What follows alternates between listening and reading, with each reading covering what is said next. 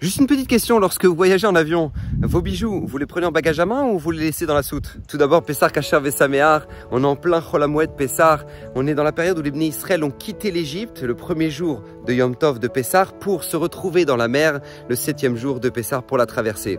Et les Bnei Israël, lorsqu'ils sont sortis, ils ont tout simplement pris avec eux la pâte qui n'a pas eu le temps de monter parce qu'ils ont dû sortir d'Égypte et de là sortent les matzot. Mais la Gemara nous dit qu'ils étaient tous accompagnés de 90 ânes remplis d'or. Demande les commentateurs, attends, j'ai pas compris. Les ânes portent ton or, mais par contre, toi, tu prends la pâte à matzah? C'est ça le... Normalement, ça devrait être l'inverse. Et en fait, les Bnei Israël ici nous apprennent une leçon extraordinaire pour toutes les générations et tout particulièrement pour notre génération.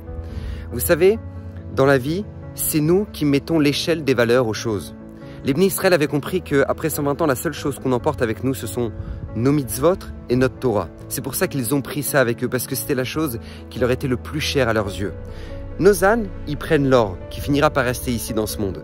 Et je vous dis ça parce qu'on est dans une génération justement où maintenant, on nous pousse au matérialisme, on nous pousse à la consommation et on ne sait plus trop en fait l'importance des choses. On te valorise une voiture autant qu'un mariage, on te valorise une Rolex autant que l'éducation des enfants.